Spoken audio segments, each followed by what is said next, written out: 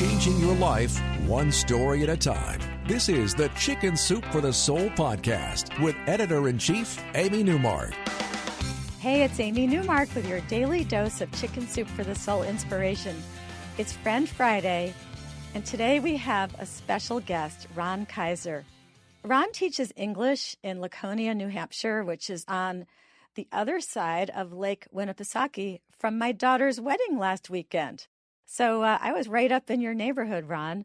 Ron received his master's degree in English literature from the University of New Hampshire, and writing is his second passion. Well, actually his third passion, because he always talks about his beautiful wife, and he always tells us he can't believe that she actually married him. So that's what we think of when we think of Ron, that he's a wonderful husband who's grateful for his wife. So Ron, thanks for coming on the podcast today, and welcome. Thank you. I'm happy to be here. Good. Now, Ron, you are one of our most prolific writers. I think I have this right. I think that we have published 15 of your stories in 11 of our books, unless I'm missing some. Is that right? That is correct. Okay. That's right. So, and we always know when we get a story from you that it's going to be really fun. I don't know if we've ever not taken one of your stories. Have we ever not taken one? Chicken Soup for the Soul has not taken probably 20 of my stories, but that's because I write rapidly and send them out. And sometimes they hit, sometimes they miss. But I always feel that Chicken Soup for the Soul takes the ones that are of the highest quality and that I've put the most of my soul into. We have good taste then. Oh, absolutely. And I really enjoy writing Chicken Soup for the Soul. It really gives me an opportunity to reflect on my own life as well as tell a good story.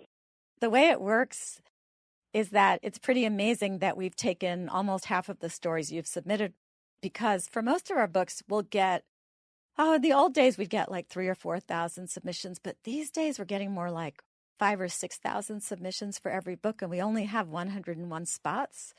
So it's really hard to get in. And so it says something about your writing that you have gotten so many stories into our books. What is it like being a teacher and also being a very often published author?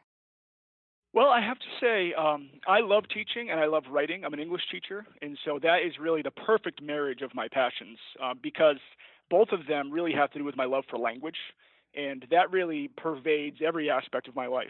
Teaching is wonderful.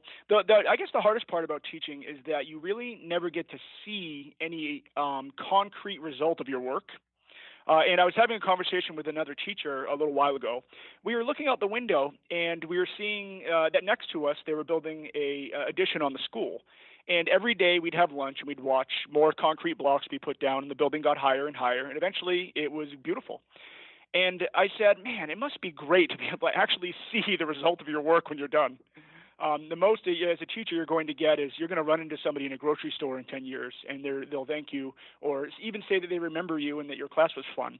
And you know you're doing good work, but it can be tough not seeing the results of it, at least in a visual way. Oh, that makes total sense, because every time I make a book, 6 weeks after I send it off to the printer, they send me a big box of books and I can hold my baby. It's really wonderful. Now, we have a new book that's coming. Well, actually, it's just come out. It's called Chicken Soup for the Soul, Inspiration for Teachers. And then you were in a past book that we made for teachers called Teacher Tales. And the reason we make those books is to show teachers that they do make a difference, because we have the stories of appreciation from their former students. And we also have teachers talking about running into that student 10 years later in the grocery store and what the student tells them about how their life was changed. One of the reasons we do it is we know that there is a national teacher shortage, and there's a lot of trouble with teacher retention. So what would you tell a new teacher to get a new teacher to hang in there and not leave in the first few years, which I know is a big problem with teachers leaving within the first 5 years? It's true. Well, there are a couple of things. You have to be able to be friendly with the students, but also be able to be objective and, be able to handle it when a student is upset and not let that ruin your whole week. That's important. But I think the most important thing is you have to really love what you teach. You have to love your content area, whether it's math or science or English. For me, language has always been a love, and that carries me through days that are tough, because as a teacher, I get to stay in touch with the language. Like I tell my students all the time, look, I'm getting older. I'm going to die before all of you. Language doesn't belong to me. Language belongs to you. It belongs to the young. They're the future. And so I get to experience language as it's changing on a daily basis. For example, the other day, a student said, Mr. Kaiser, that test was beast last week. And I said, wait a minute, you mean it was a beast? And they said, no, it was beast. And I was shocked. I said, beast is an adjective? Oh, and my they goodness. said, yeah, I guess it is. I said, wow, I am actually here like listening to language change, and that's how it occurs. People start using it, it makes it in the dictionary. So it's exciting for me to be able to, get in touch with the kids and see language changing. And that's always been a joy of mine as an English teacher. It's been fun to hear, what the young people have to say. Yeah, recently, all of a sudden, I'm seeing this term hot mess in stories submitted by Yes. people. I'm like, what is hot mess? I'd never heard of this. And all of a sudden, I'm seeing it. Have you been hearing that term? Oh, yes. A hot mess is somebody who's, I think they're sort of exciting and they have a lot going on. Their life's full of drama. I've heard, or I'll hear kids throw on the term lit is really current now. They'll say, Mr. Kaiser, my essay is lit. And I'll say, oh my gosh, put it out. Like, no, lit actually means cool or good. And I can't even keep up with all the changes.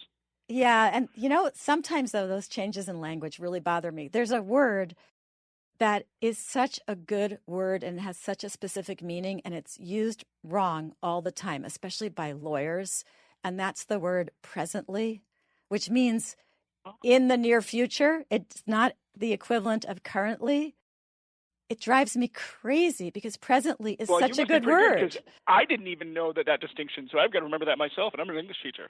But, because so many people are using presently as the equivalent of currently now, the dictionaries are starting to allow it, and it just makes me sad because what a cool, precise word. When you say to somebody, I'll be there presently, you mean I'll be there in the very near future. But if presently starts to mean currently, we've now lost a very useful word. And I've had lawyers send me documents to sign. Like I remember when I was on Wall Street, I had to sign something saying I didn't have any inside information about a particular stock. And the lawyer sent it to me and it said, I don't presently have inside information on this stock. And I rejected it and I sent it back to her. I said, I can't sign something saying that I don't have inside information on a stock in the near future because the near future hasn't occurred at this time. So I can't sign this document. You have to change it to currently. I think she thought I was an ogre, but I wanted to be precise. You've got to hold the line. I think language is important. And also, I've got a wonderful son named William who's 6. And children are another great way to hear language being used in a different way. For example, a little while ago, my son is staring at my cat who's on the dresser, and the cat had his eyes closed, looked like he was meditating, he was probably sleeping. And my son said, Daddy, I think our cat is trying to believe himself. And I thought for a minute, what? Oh my gosh, maybe you're right. I don't know what cats think about, but just his experiments with language, especially of children, is just always a matter of interest for me because some of the things they say are so funny. Yeah, like when you tell them to behave and they say, I am having. I haven't heard that. I'll tell you, I know that you were recently in New Hampshire and Wolf Bar, your daughter's wedding, and you might have encountered some. They definitely have some different language around here. I have some relatives from up north, around the 74th parallel or so in New Hampshire, around Ossipee. The language starts to change. And my relatives, I used to think they were lumberjacks, and I'd say, oh, so how's it being a lumberjack? And they'll always correct my language up there into their version of it. They'll say, I'm not a lumberjack, I'm a woodcutter. I'll say, oh, okay. And they'll use words, for instance, like my cousin told me he got in a fight a little while ago on the side of the road, and I couldn't believe this. And I said, well, what happened? Did you punch him? And he said, no, I barn doored him. And I said, what? Barn door? Yeah, he said he reached back from the graveyard and he barn doored somebody. And I was thinking, barn door's a verb? Like, when did that? Oh, like a barn door slamming shut. And I was astounded. Funny. I've never had my language corrected as much as when I'm up north and they're putting it into their version of things. Yeah, my daughter has a little cabin up in Bethlehem, which is about an hour south of Canada. And yes, sir. Yeah, it's definitely different up there. Although the most, I guess my strongest impression of what it's like up there is those black flies. Unfortunately, it takes That's a true. month. We are known for that. It takes a month to recover from those black fly bites in northern New Hampshire.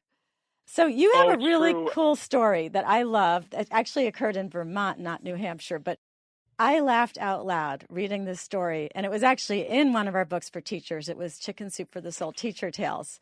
And it's about a field trip you went on. Can you tell us that story? Absolutely. This was my first teaching job, and I did not. I finished the season at this place, but I did not go back. There's this really, really strange day where, there was a young girl who had gotten injured and her jaw was wired shut, and I was asked to bring her on a field trip to a local animal preserve, like a wildlife center in Vermont in the Green Mountains. And so I agreed. I had resisted at first, and I asked the principal, maybe this girl should stay back. I'm afraid she'll get injured. And they said, no, she'll be fine. So we took her, and I'm standing in there and this is a school for kids who had a rough time of things, for sure. And most of the kids didn't trust the adults very much because their life experiences were tough. And this girl didn't know me and didn't trust me. And I was inside one of the animal exhibits and just looking around at the kids to make sure they were safe. And I heard a loud knock, and then I heard her scream. And I turned around, and the girl was holding her head, but she was bleeding from her mouth. And so I was telling her, okay, you need to come with me. We need to bring you somewhere to a hospital or to the first aid station. But she was shaking her head. And so I decided, I was 25, and I was afraid she was going to, choke on her blood. So I had to pick her up and run with her through this place. And I had blood on my shirt, and there were staff trying to stop me, people telling me they looked like I basically was trying to steal her to them, probably. Our school didn't have a uniform. So I run all the way through the place, and I put her in the van, and I'm saying, it's okay, we're going to get you there, it's okay. But she wouldn't calm down. She was screaming. Luckily, another little boy who was at the school said, hey, I want to come with. And I said, fine, I just need to get her there. And so we get in, I get her buckled in the back, but she's still, flailing around and screaming. And this little angel said, hey, put on some hip-hop music. And so I did as we're driving, and she instantly stopped screaming and started bopping around. And I thought, thank God for this kind child who wanted to come with. I have no idea why. So I arrive at the dentist's office with her, and they're going to, hopefully fix her teeth and her palate, which was torn or broken. And the dentist was closed. So I'm waiting there. I'd made a phone call. So another van was going to come pick her up and bring her to Boston Children's Hospital.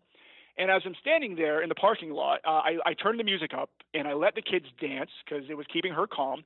I've got blood all over me. She has blood all over her. It probably looked like the worst and most morbid dance party ever. And as we're standing here, I look across the street, and I see there's a woman on a cordless phone looking at me and talking. And I thought, that's the look of a person who's calling the police on somebody.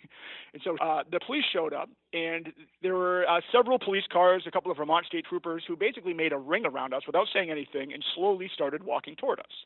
And I yelled to them, how you doing? And they said, hey, can you get out your ID, please, and put your hands where we can see them? And I said, okay. So I gave them my ID. They came in, and they said, oh, so what are you doing here? In a pretty accusatory tone. And I said, well, I'm with this certain school. And they said, oh, really? That doesn't sound like a real school. They made phone calls, and sure enough, it was. And they thought that I was a pedophile that was trying to lure kids in and possibly beat them up, I guess, using hip-hop music in a parking lot. And so that is when I knew that was probably my last, my last season at that job. Well, it made for a great Chicken Soup for the Soul story in our teacher book. So I loved it. I'm so glad you told it to us today. We're going to wrap up now, and I want to thank you so much for joining us today. It's been a pleasure having you on the podcast. Well, thank you, and I love Chicken Soup for the Soul, and I'm happy and proud to be part of what you were doing, which is helping to revitalize people's lives by having so many good messages and heartwarming stories in your books. Well, thank you, and thanks everyone for listening to the Chicken Soup for the Soul podcast today. I'm Amy Newmark. If you want to read one of our inspiring books for teachers or pick up a gift for a teacher, we have two. The new one that's in stores right now, Chicken Soup for the Soul, Inspiration for Teachers, and the one that Ron's story is in, which is available from Barnes & Noble and Amazon, Chicken Soup for the Soul, Teacher Tales. Come back Monday for more about teachers. I'm going to share a story and a poem from our new book about inspiring teachers, and they're all about the passion and purpose of teachers and how being a teacher is really a calling.